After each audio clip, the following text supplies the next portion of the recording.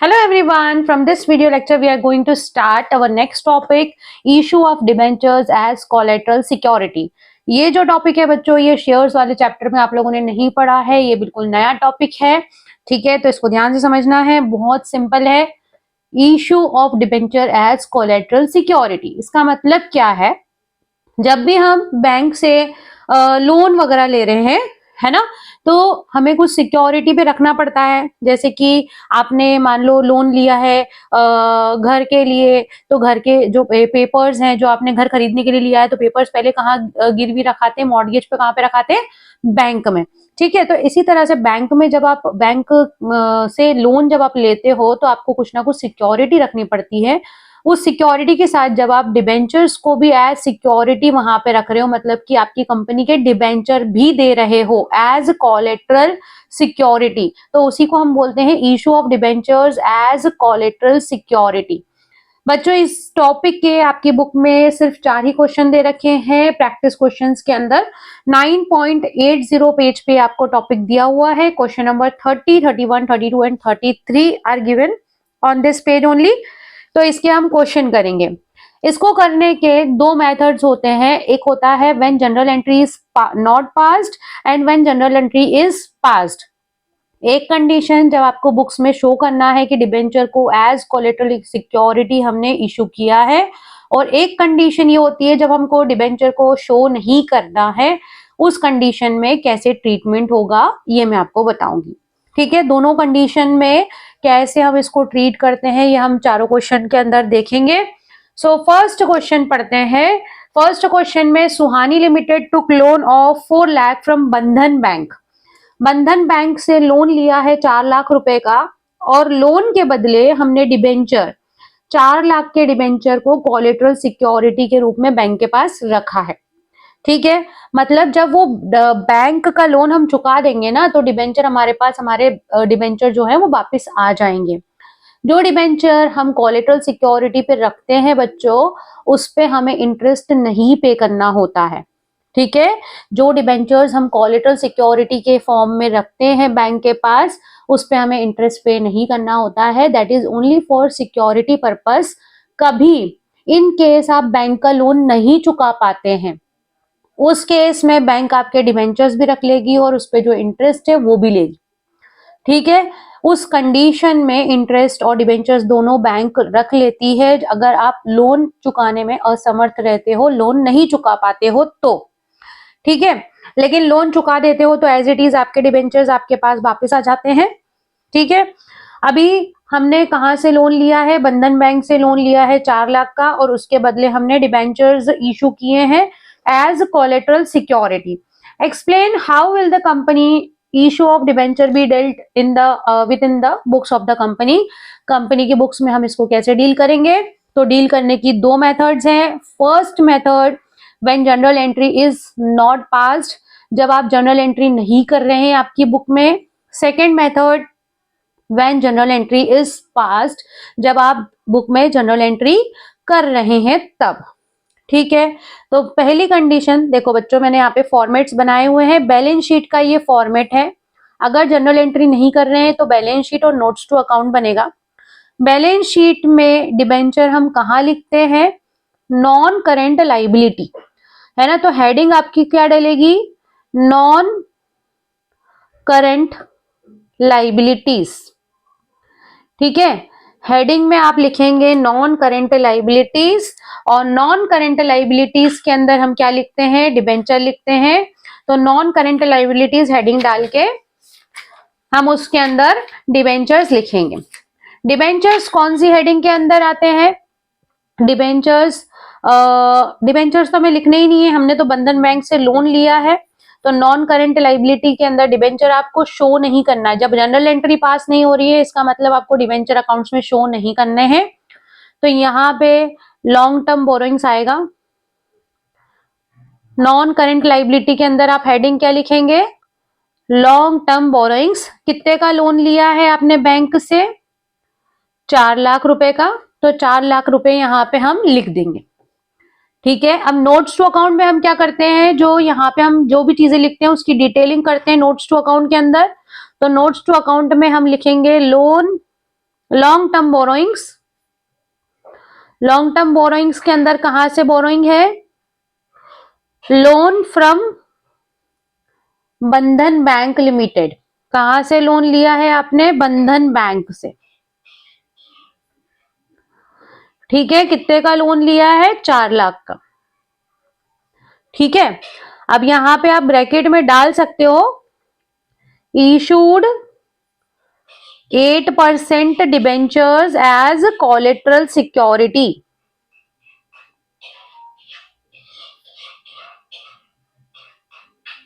ठीक है, जब आपको जर्नल एंट्री नहीं करनी है तब आपको क्या बनाना है? बैलेंस शीट बनानी है, और notes to account balance sheet में आपको लोन शो करना है। लोन कितने का शो करना है? जितने का आपने लिया है, जहां से लिया है उसका नाम हम कहाँ पे शो करेंगे? नोट्स टू अकाउंट के अंदर। डिटेल उसकी कहाँ पे शो करेंगे? नोट्स टू अकाउंट के अंदर। ठीक है, ये दो चीज बनेगी। अब सेकेंड मेथड में हम जर्नल एंट्री पास कर रहे हैं। जर्नल एंट्री पास करेंगे, सबसे पहले लोन लेने की एंट्री करेंगे। Bank account debit to loan from bank, है ना? लोन फ्रॉम बैंक या बैंक लोन, आप कुछ भी लिख सकते हो। Bank account debit to bank loan account, ऐसा भी लिख सकते हैं। ठीक है, तो कितने का लोन लिया है? 4 लाख का लोन लिया है। अब डिबेंचर हमें एंट्री में शो करना है, तो एंट्री करेंगे डिबेंचर सस्पेंस अकाउंट डेबिट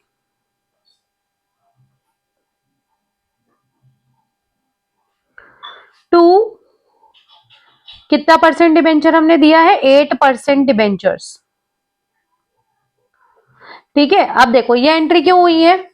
आपने डिबेंचर इशू किए हैं और इशू नहीं भी किए एक तरह से, मतलब कि आपको डिबेंचर के बदले पैसा तो आया है, लेकिन आपने एज कोलेटरल सिक्योरिटी लिया है, रखा है बैंक में, मतलब कि बैंक लोन लिया है। बैंक लोन के लिए आपको सिक्योरिटी के बेसिस पे आपने डिबेंचर रखे हैं, तो पैसा जो आया है वो लोन फ्रॉम बैंक या बैंक लोन से पैसा आया है। Bank account debit to bank loan and debenture suspense to 8% debenture.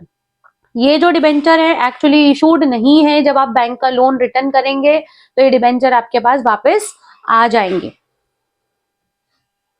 ठीक है, अब सेकेंड मेथड जो हमने जनरल एंट्री वाली करी है, इसमें बैलेंस शीट कैसे बनेगी ये देखो। ये कंडीशन कब है? ये बैलेंस शीट हमने और नोट्स अकाउंट कब बनाया है? जब जनरल एंट्री नहीं करी है। अब हमने जनरल एंट्री पास कर दी है। जनरल एंट्री पास करने के बाद आपकी बैलेंस शीट किस तरह से बनेगी इसको देखो। बैलेंस शीट में जैसे लिखा था वैसे ही लिखना है। क्या लिखेंगे? Non current liabilities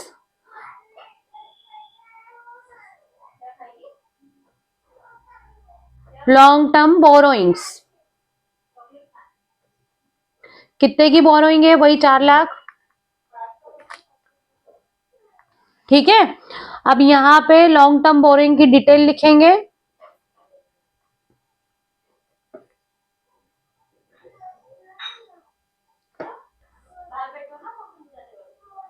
long term borrowing में क्या लिखेंगे?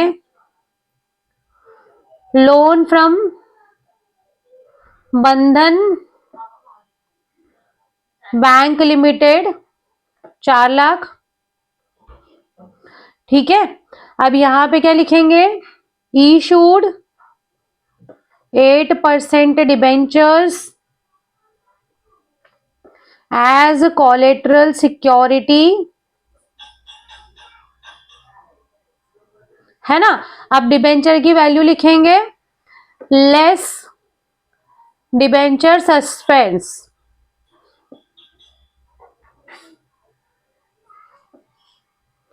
और लेस करके उसके आगे 4 में से 4 गया तो कुछ भी नहीं आया।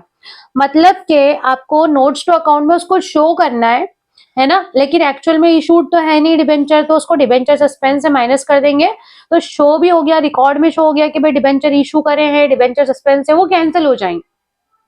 ठीक है, balance sheet as it is जैसे बनाई थी हमने, नॉन करेंट लाइबिलिटीज, उसके अंदर लॉन्ग टर्म बोरोइंग के अंदर डिबेंचर ये लोन फ्रॉम बैंक आता है, तो long term borrowing loan from Bandhan bank 4 lakh, और डिबेंचर सस्पेंस को डिबेंचर में से हमने यहाँ पे माइनस करके लिख दिया। अगर एंट्री की है तो सिर्फ इतनी सी ये चीज बढ़ जाएगी यहाँ पे, अगर जनरल एंट्री हुई है तो, और जनरल एंट्री नहीं करते हैं तो सिर्फ इतना ही, है ना, ये दोनों चीजें बनती हैं, इतना ही बनता है। अगर जनरल एंट्री की है तो ये चीज एड ऑन हो जाती है यहाँ पे, ठीक है। This is only the difference. Now moving towards next question 31 में इन्होंने बेस्ट बारकोड ने लोन लिया है 5 लाख का from bank giving 6 lakh. 6 lakh 9% debenture as collateral security, 6 lakh के डिबेंचर दिए हैं, बैंक लोन लिया है 5 लाख का, ठीक है। अब जनरल एंट्री पास करनी है और बैलेंस शीट बनानी है, मतलब इसमें सेकंड केस आपको फॉलो करना है, जनरल एंट्री भी पास करनी है और उसकी बैलेंस शीट बनानी है। जनरल एंट्री क्या होगी, bank account debit to bank loan, loan from bank या बैंक लोन आप कुछ भी लिख सकते हो। कितने का लोन लिया है, 5 लाख रुपए का, 5 लाख लिखा हमने। सेकेंड एंट्री डिबेंचर इशू करने की एज कोलेटरल सिक्योरिटी, तो debenture suspense account debit to 9% debentures. Debenture कितने के दिए हमने, 6 लाख के, ठीक है। 6 लाख के डिबेंचर आपने इशू किए हैं, लोन लिया है, और 6 लाख के डिबेंचर आपने गिरवी रखे हैं, एज कोलेटरल सिक्योरिटी रखे हैं, कहां पे, बैंक में, ओके। अब देखो, अब इसको बैलेंस शीट में शो कैसे करेंगे, अभी बताया था मैंने थोड़ी देर पहले। बैलेंस शीट में क्या लिखते हैं, non current liabilities, non current liabilities के अंदर क्या आ जाता है हमारा, लॉन्ग टर्म बोरोइंग्स। कितने की लॉन्ग टर्म बोरोइंग्स है, 5 लाख रुपए की, ठीक है। जैसे बैलेंस शीट बनती है वैसे ही बना ली हमने। यहाँ पे लॉन्ग टर्म बोरोइंग को एक्सप्लेन कर लेंगे। Long term borrowings, long term borrowings में कहां से लोन लिया है हमने, लोन फ्रॉम बैंक, बैंक का नाम नहीं दिया है। कितने का लोन लिया है, 5 लाख रुपए का, ठीक है। अब यहां क्या लिखेंगे, 9% debenture issued as collateral security. कितने के डिबेंचर इशू किए हैं, 6 लाख के, और माइनस करना है उसमें से क्या, डिबेंचर सस्पेंस, ठीक है। जब एंट्री करते हैं तो उसको यहाँ पे इस तरह से शो करना होता है। एंट्री नहीं करते हैं तो कुछ भी नहीं है, और एंट्री करते हैं तो उसको यहाँ पे इस तरह से शो करते हैं बैलेंस शीट के अंदर, नोट्स टू अकाउंट के अंदर, that's it. Now moving towards next question, question number 32. Bhagwati limited took loan of 3 lakh from IDBI bank, 4,000 debenture issue करे हैं 100 रुपए वाले, ठीक है। अब आपको बताना है बैलेंस शीट में कैसे शो करेंगे। तो बैलेंस शीट हम दो तरीके से बनाते हैं, when general entry is passed and when general entry is not passed. तो first condition, when general entry is not passed, क्या लिखेंगे, non current liabilities. Non current liabilities के अंदर हम क्या लिखेंगे, लॉन्ग टर्म बोरोइंग्स।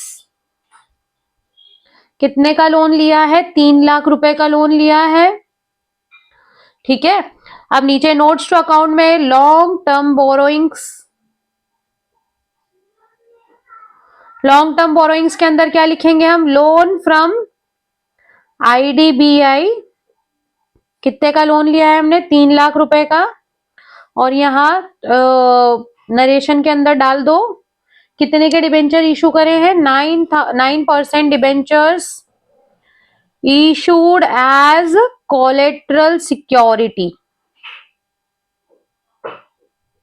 कितने के डिबेंचर इशू करे, ये तो आपको लिखना ही नहीं है, सिर्फ आपको सिर्फ एक नरेशन टाइप ऑफ लिख देना है, ठीक है। जब एंट्री नहीं करेंगे तो यहाँ पे डिबेंचर सस्पेंस वगैरह कुछ माइनस नहीं करना है, बस इतना ही करना है, ओके। अब जनरल एंट्री कैसे होगी, देखो। अब जनरल एंट्री करने के लिए हमें क्या करना है, फर्स्ट जनरल एंट्री की हेडिंग आप लोग डाल लेना, bank account debit to bank loan. Loan कितने का लिया है, 3 लाख, ठीक है। Next entry, debenture suspense account debit to 9% debentures. कितने के डिबेंचर इशू करें हमने? 4 लाख। 4,000 डिबेंचर है, 100 रुपए का एक है, तो 4 लाख रुपए के हमने डिबेंचर इशू करे हैं एज कोलेटरल सिक्योरिटी। अब बैलेंस शीट में इसको कैसे शो करेंगे? नॉन करेंट लाइबिलिटीज, उसके अंदर लिखेंगे लॉन्ग टर्म बोरोइंग्स। ठीक है, कितने की लॉन्ग टर्म बोरोइंग्स है? 3 लाख। अब ये नोट्स टू अकाउंट में लॉन्ग टर्म बोरोइंग्स की डिटेल कर देंगे। लॉन्ग टर्म बोरोइंग्स, कहां से लोन लिया है हमने? Loan from IDBI bank.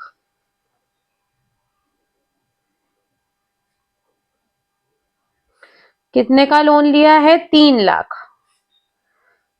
लिखेंगे 9% debentures issued as collateral security, उसकी वैल्यू लिखेंगे 4 लाख, लेस डिबेंचर सस्पेंस।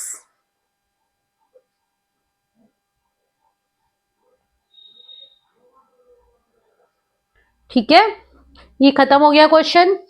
यहाँ पे आपको जब जनरल एंट्री करते हैं तो ये डिबेंचर सस्पेंस अकाउंट माइनस करके आपको शो करना है, और जब जनरल एंट्री नहीं करते हैं तो नॉर्मली बस इतना लिख देना है, non current liability long term borrowing, और लॉन्ग टर्म बोरोइंग में लोन कहां से लिया है, दैट्स इट। ठीक है, सिर्फ इतना सा ही डिफरेंस है, और ये जनरल एंट्री भी यही रहती है, याद रखना है इसको, बहुत सिंपल टॉपिक है। Last question of this topic, आप लोगों को एक क्वेश्चन और दे रखा है बुक में, क्वेश्चन नंबर 33। इसके अलावा एग्जाम्पल्स दिए हैं बच्चों, एग्जाम्पल्स तो आप लोगों को सॉल्यूशन बुक के अंदर ही मिल जाएगा, अगर कोई डाउट है उसमें भी तो यू कैन आस्क। ओके, देखो 33 वाले क्वेश्चन में बैंक लोन लिया है 5 लाख रुपए का एसबीआई से, 10% इंटरेस्ट है, 7.5 लाख रुपए के डिबेंचर इशू किए हैं। ठीक है, तो फर्स्ट कंडीशन आपको जब एंट्री नहीं करनी है तब की कंडीशन, दो केसेस दे रखे हैं, दोनों केसेस में आपको सॉल्व करना है। First condition, when you are not suppose to record the issue of debenture, मतलब आपको जनरल एंट्री नहीं करनी है। जनरल एंट्री नहीं करनी है तो अपन ने लिख लिया non current liabilities. Non current liabilities के अंदर हम क्या लिखेंगे? Long term borrowings. ओके, कितने की लॉन्ग टर्म बोरोइंग्स है? 5 लाख रुपए। लॉन्ग टर्म बोरोइंग्स का डिटेल कर लो। Long term borrowings, loan from SBI, कितने का लोन लिया है? 5 लाख। ओके, यहां नरेशन जैसा लिख लो, कितने परसेंट डिबेंचर इशूड है? 10% debentures issued as collateral security। Okay, बस अब नेक्स्ट अपने को क्या करना है? व्हेन जनरल एंट्री, जब आपको जनरल एंट्री शो करनी है, जब बुक्स में आपको रिकॉर्ड करना है that debenture are issued as collateral security, तो first entry will be bank account debit to bank loan. Bank से लोन लिया है, ठीक है, कितने का लोन लिया है? 5 लाख रुपए का। ठीक है, अब सेकेंड एंट्री में debenture suspense to 10% debenture. Debentures कितने के इशू किए हैं? 7.5 लाख रुपए के। ठीक है, ये हो गई हमारी जनरल एंट्री। अब हम इसको बैलेंस शीट में शो करेंगे। बैलेंस शीट में कैसे शो करना है आपको? नॉन करेंट लाइबिलिटीज, उसके अंदर हेडिंग डाल लेंगे loan from, sorry, long term borrowings. Long term borrowings, कितने की बोरोइंग्स है? 5 लाख। ओके, अब इसको लॉन्ग टर्म बोरोइंग्स की डिटेलिंग कर लेते हैं। यहाँ पे long term borrowings, loan from SBI, कितने का लोन लिया है? 5 लाख। अब यहाँ इसकी डिटेलिंग कर लो। 10% debentures issued as collateral security, कितने के डिबेंचर इशू करे हमने? 7.5 लाख रुपए के, माइनस डिबेंचर सस्पेंस। बस ये क्वेश्चन आपका यहाँ पे ओवर हो गया। ठीक है, अब देखो प्रैक्टिस में आपको ये 4 ही क्वेश्चन दिए हुए हैं, तो मैंने चारों क्वेश्चन आपको सॉल्व कराए, लेकिन एग्जाम्पल आई गेस एक कुछ डिफरेंट दे रखा है जिसमें हम लोन चुका नहीं पा रहे हैं। उस कंडीशन में क्या एंट्री होती है? Let me check that example.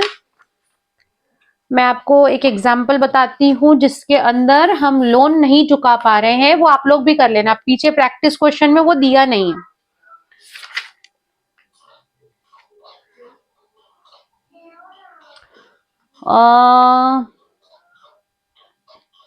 Yes, page number 9.33।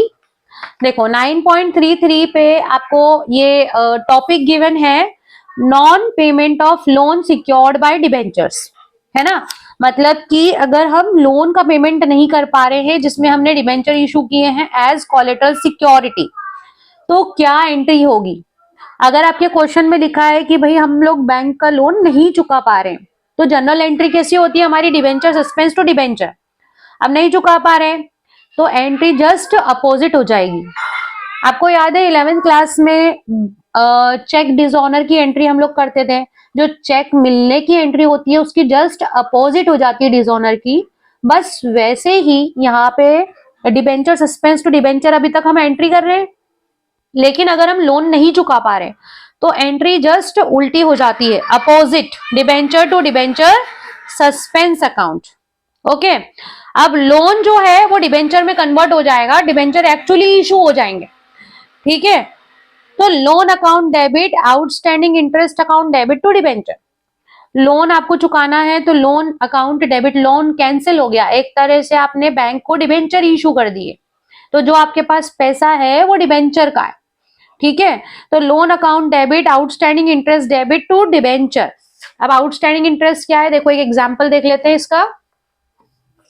Ji limited ने 10,000 डिबेंचर इशू करे हैं as collateral security for loan of 8 lakh. देना बैंक से 8 लाख का लोन लिया है, उसके लिए 10 लाख के डिबेंचर इशू करे थे। लोन चुकाने में असमर्थ रहे हैं, है ना। इंटरेस्ट पेबल कितना है? 2 लाख, जो बीच का डिफरेंस है उतना पूरा इंटरेस्ट है। अब लोन नहीं चुका पाए तो भाई एंट्री क्या होगी? एक तो उल्टी एंट्री कर दो, डिबेंचर टू डिबेंचर सस्पेंस। कितने के डिबेंचर इशू करे थे? 10 लाख के। ठीक है, अब next entry loan account debit. Loan कितने का था? लोन को कैंसिल कर दो क्योंकि लोन खत्म हो गया, उसकी जगह डिबेंचर इशू हो गए। लोन 8 लाख का था, 2 लाख रुपए इंटरेस्ट, आउटस्टैंडिंग इंटरेस्ट को भी डेबिट कर दिया, इंटरेस्ट खत्म हो गया, इंटरेस्ट भी आपने चुका दिया। जो 2 लाख रुपए के आपने एक्स्ट्रा सिक्योरिटी रखी हुई थी वो पूरा कहाँ चला गया? बैंक में चला गया। बैंक ने उसको एज इंटरेस्ट पूरा की पूरा 2 लाख रख लिया है और 8 लाख लोन का अमाउंट रख लिया है, और आपके डिबेंचर इशू हो गए 10 लाख रुपए के। ठीक है, तो ये दोनों एंट्री को ध्यान रखना है। जब आप लोन चुकाने में असमर्थ रहते हो तो बैंक क्या करेगी? जो आपके डिबेंचर हैं उसी को रख लेती है, वो आपको रिटर्न नहीं करेगी, और एक तरह से आपके लोन अकाउंट कैंसिल होकर के, लोन जो है उसको कैंसिल होकर के डिबेंचर इशू हो जाते हैं। 10 लाख के डिबेंचर आपके इशूड हो चुके हैं। ठीक है, तो ये क्वेश्चन आपको इलस्ट्रेशन नंबर 28 दे रखा है पेज नंबर 9.34 पे। इस तरह का कोई भी क्वेश्चन आपको प्रैक्टिस क्वेश्चन में नहीं दिया हुआ है, इसलिए मैंने आपको एग्जाम्पल से समझाया है। ठीक है, किसी भी तरह का क्वेश्चन आने की चांसेस होते हैं एग्जाम में, इसलिए टाइप ऑफ क्वेश्चन सारे आपको करने चाहिए जो भी बुक में दे रखे हैं। ओके, तो अगर कोई डाउट अभी भी रह रहा है तो you can ask me in the comment section, I will definitely try to solve it out. Okay, अगर वीडियो अच्छा लगा है तो please like share subscribe. Thank you, bye bye.